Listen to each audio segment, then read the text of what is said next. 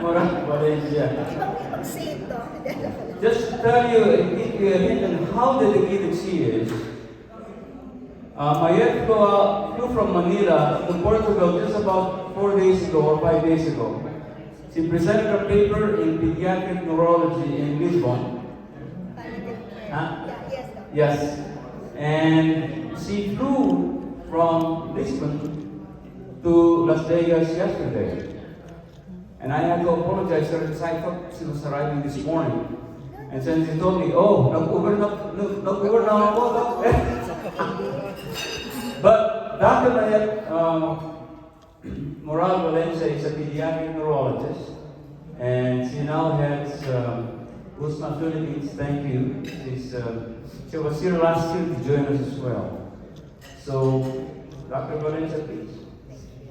Are you related to Dr. Moral? Yes, Doctor. I'm the daughter of Oh my God. Morales Jr. and Rustica Lopez. Oh, yeah. Pero kakulay ko po ako.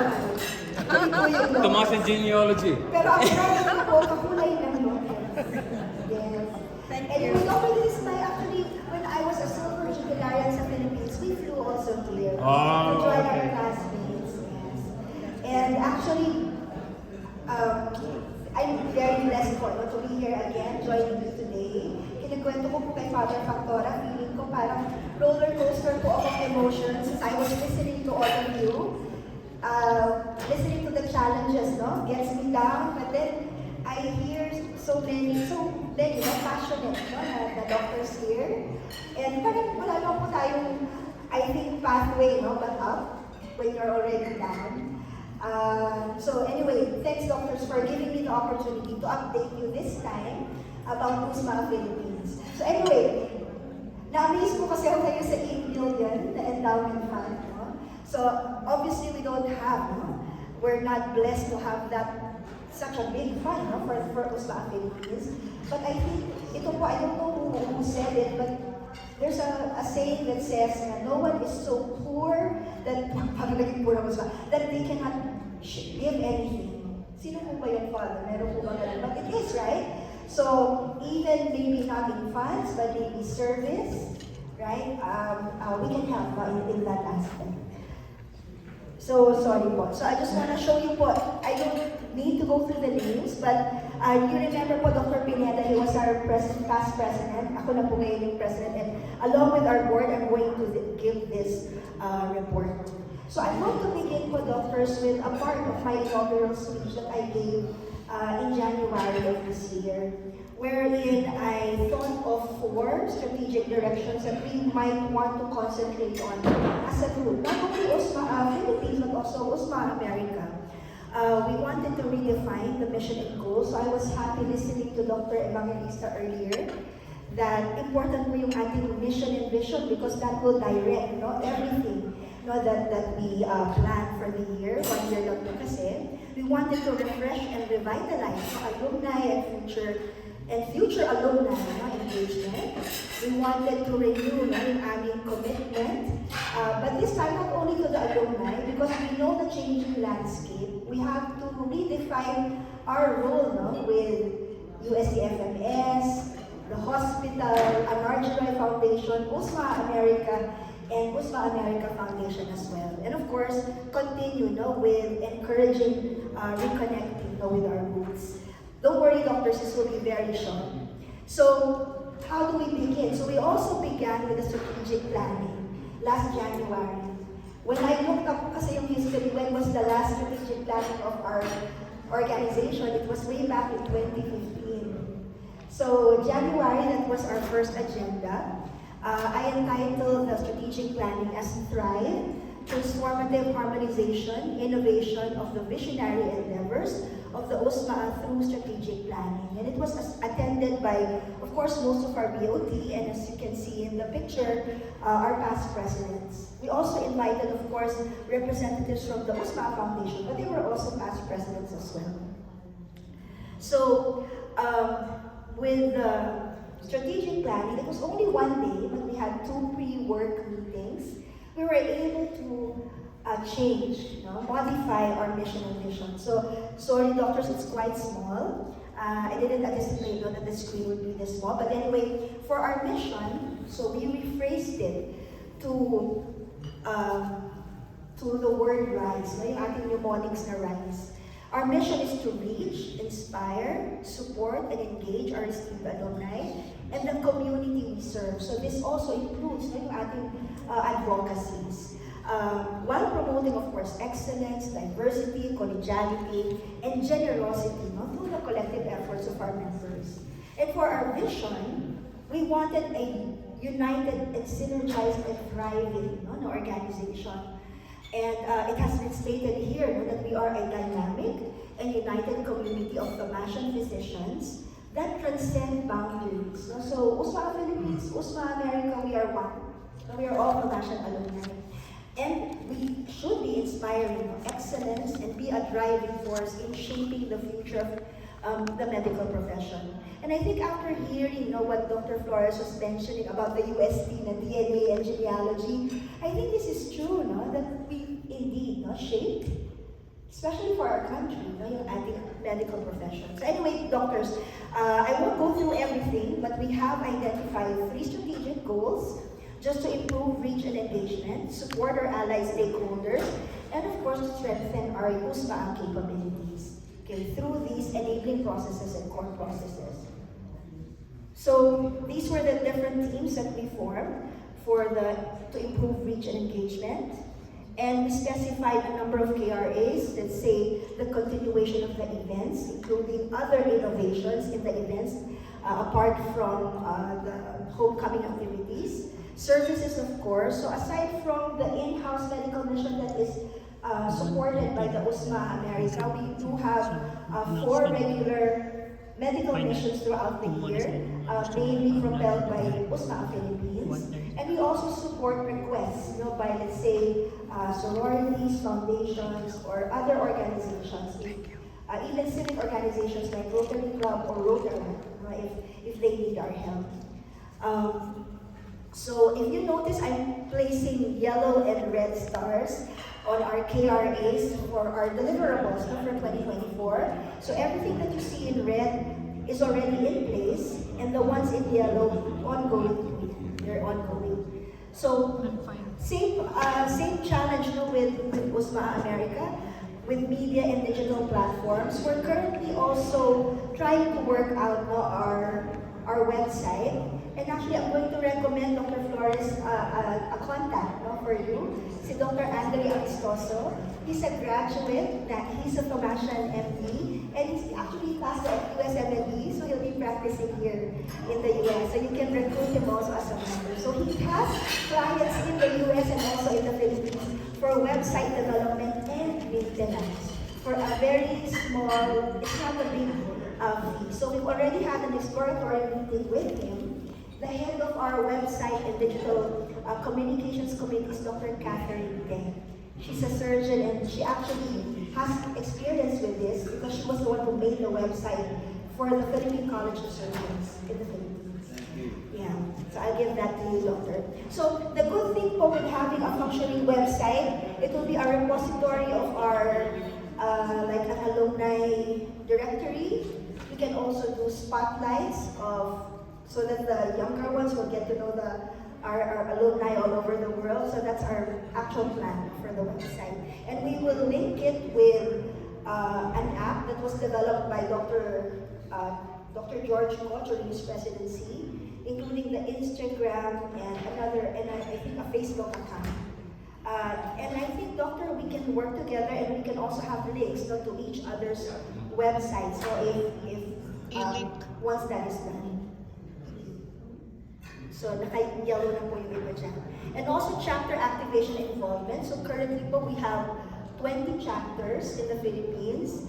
We will have one general meeting coming first week of July because we plan to have a nationwide simultaneous medical mission to celebrate Medicine Week in September after the opening of our simulation lab in FMS. So this is the second strategic goal team.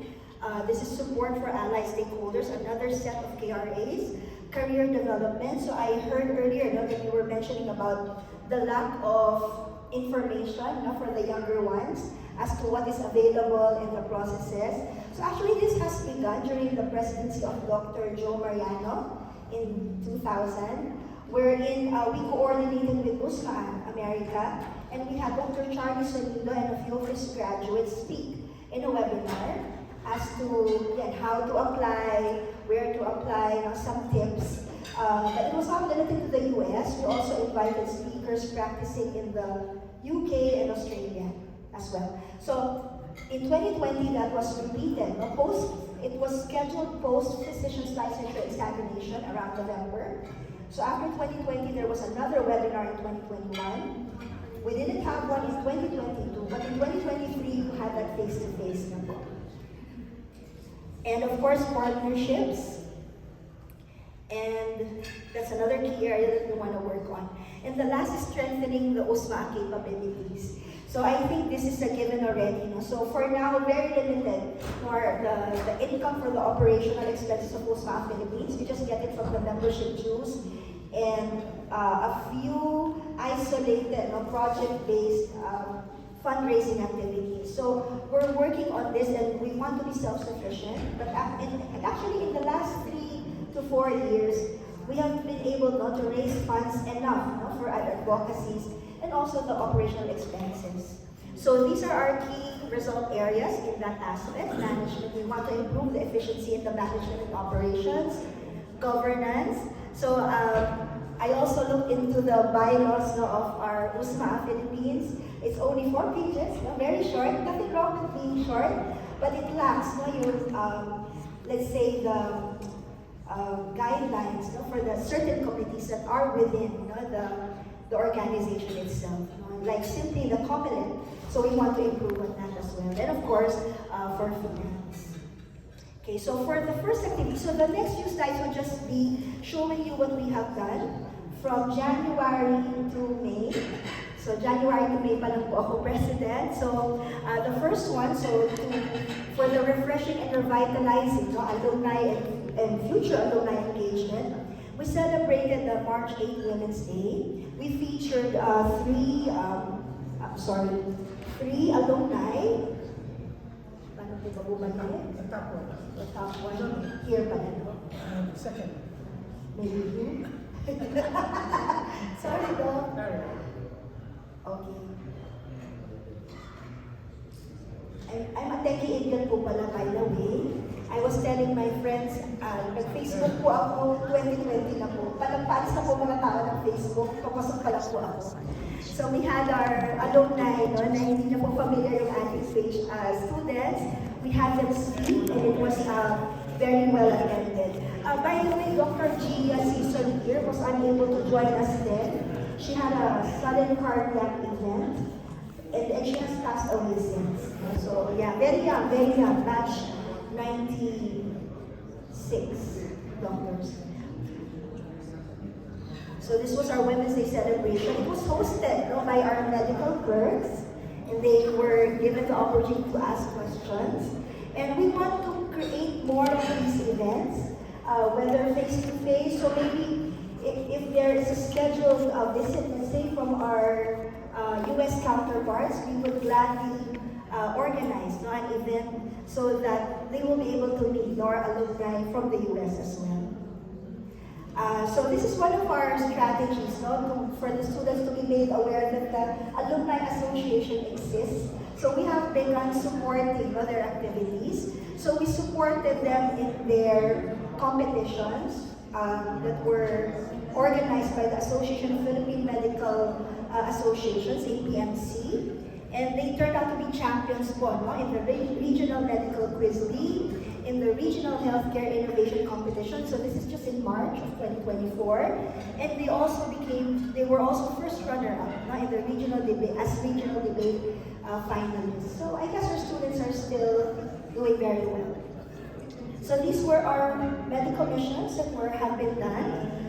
February 11 in Batangas, and in Balutong, this is with Rotaract and with the local government there, so it's for senior citizens. And then these are the coming ones. We have three other medical missions set for the year. Okay, as for our renewal, not to commitment, and including our linkages with the other organizations, of course, we supported the various USTAI activities. This is the UST Alumni Association Incorporated. We have now revived the USMA Scholar for 2025. So I have already tapped one donor to subsidize one student for next year. And then we continue to support, of course, the Anarjo Roy activities. Okay, so this is some of the pictures. So this one, Dr. Sorry, short na lang po. So one of the Anarjo Roy Foundation activities is done by the Regent Scholars. So ito po, scholars na po ito, who are paying it forward. They have a care program, and they decided to support this community. No, po yung ating San Lorenzo Ruiz and Companion Martyrs Parish. Father, di ba this is a Dominican community? This is Father Alan Lopez po.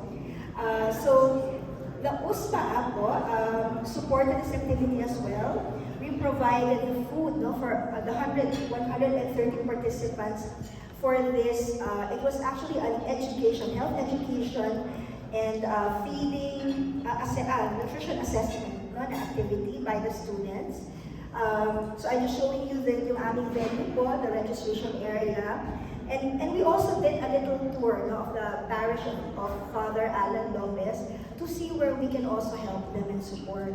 So this used to be a parochial school. It closed down during the pandemic. Then it burnt. And now we're trying to help them source funds for rebuilding the area as well. Ito, pinapakita ko lang sa inyo how wonderful the area is. Kasi nag-urban farming po sila. Yes, alam niyo, anything where they can grow patola, nag-grow po sila ng patola. Meron pa po silang lettuce farm, no? And then the men in the area bake cookies, no, and they sell them. Anything to augment the funds. And this is a candle making area by families who survive yung mga extrajudicial killings, no? There's and I wanted to share with you, doctors, this nice stained glass on the parish. The parish is really very poor, yung community, but they were able to build a big church. Tile by tile po ang sinusponsor ng mga tao po doon. That's why po when you look at the stained glass, parang it's mga miracles, miracle of the loaves and miracle of the fish. So feeling ko we will create that same miracle for our alumni. So anyway, this is just our short report, doctors, of who were helped by this AFI Regent Scholars activity or guarantee.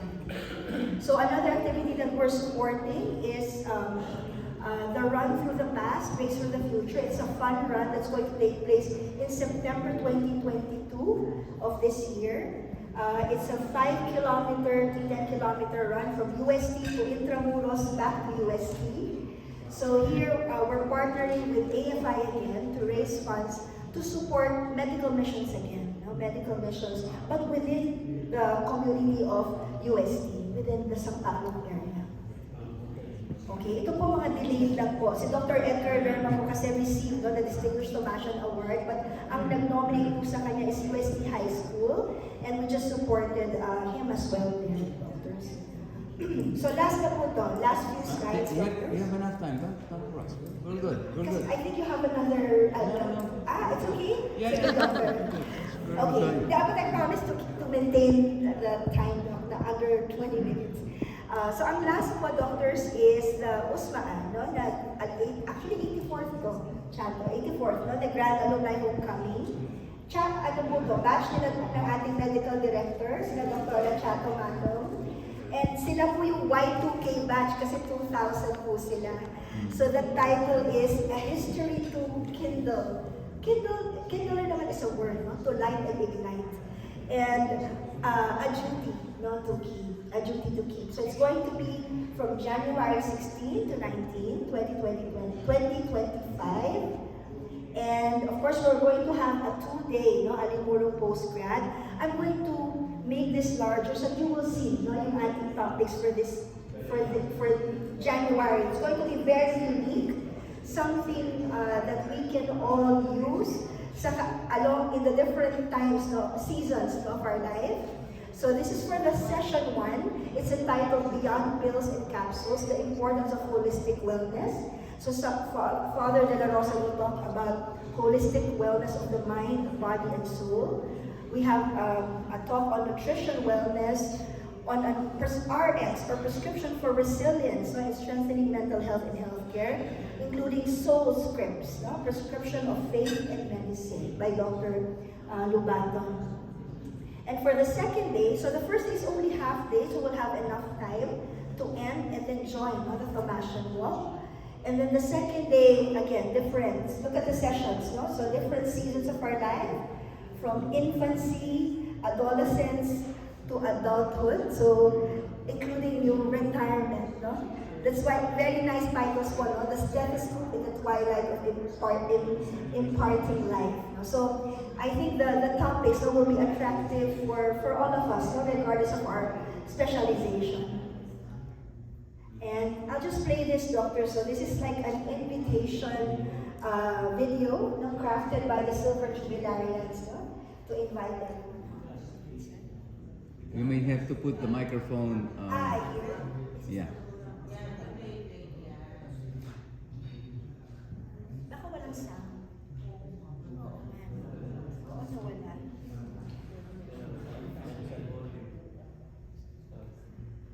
Kakanta na lang po ako.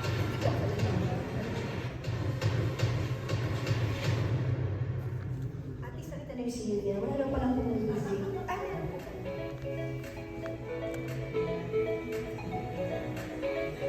Maya, just. You don't have to hold it. Just look to the.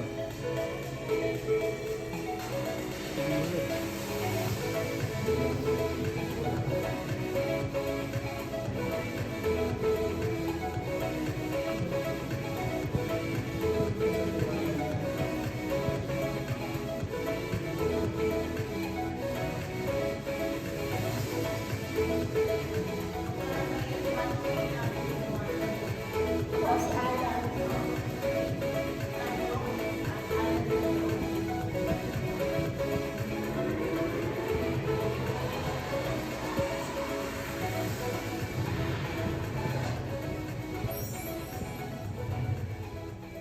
Ang theme po for the gala is Festivals of the World. Festivals of the World. So anyway, we're done na po with our January to May activities.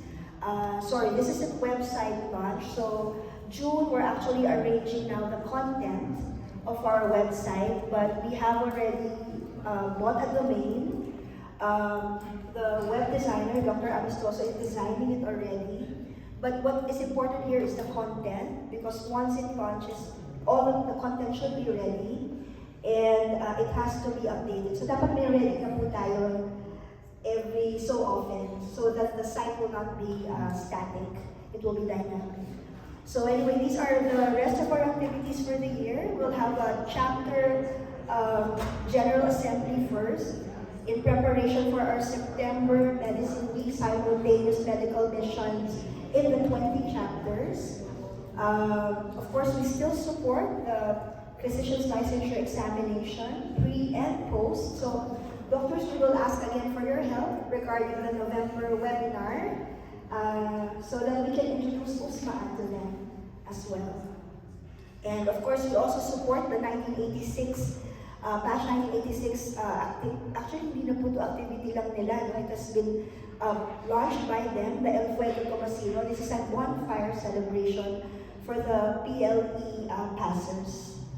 And of course, elections po namin December, and our visit to our elderly alumni who can no longer physically join our different activities. Doctors, I just wanted to show you this. So this is a prayer that I selected every time we have a BOT meeting. It's very nice. I just wanted to show it to you. It's about our prayer asking for wisdom, no? That the way that God judges, not from human eyes.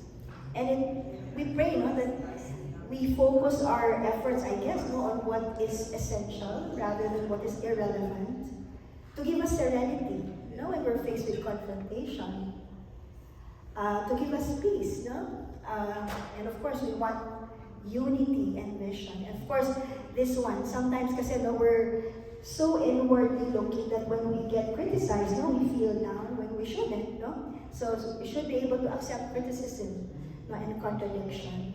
So I think that's it. And I wanted to share another thing. This is the last, no, from St. Thomas Aquinas, no, the patron saint of the university. And I think this reflects how you all are. Ang gusto ko nga po, sana mahawa po talaga yung younger ones, no, with the passion that you all have. Nahihiya po tuloy ako sa aking mga kabatch, no, na, but I think that's our responsibility. So I think that will be our commitment, ng USMA Philippines, kasi we're in touch, no, with them. So that will be our commitment. Hihiramin ko po yung mga slides ninyo, no, that we can borrow and show, no, the younger ones. We will begin, no, inculcating this to them, siguro at their first year level. And this is a very nice quote, no, I think of our role. For even as it is better to enlighten than merely to shine. So I think we're not doing this to shine the light on ourselves, right? We're shining the light of God through our institution, and the products of our institution. And it is all better to give others the fruits of one's contemplation than merely to contemplate. Meaning, talagang we have to be men and women of action. I think that's it lang po, doctors. Thank you for giving me the time.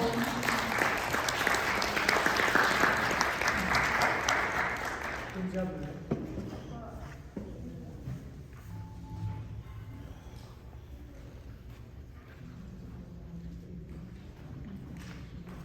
Thank you, Dr. Valencia. Ang ganda po ng presentation ninyo. So, are we able to activate the video and actually show Father Pactores? It looks like you have a sound system. Yeah?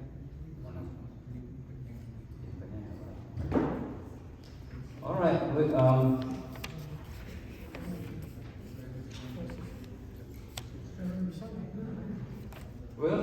Father, we'll try to see if your video will play. Yeah, it's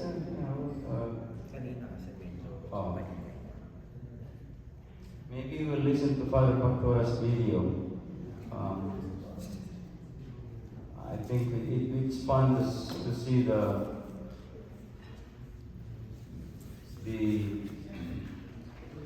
professional team in action as they ran the medical missions in January of this year. We had some difficulty a while ago trying to get the sound system activated, but hopefully it will play out this time.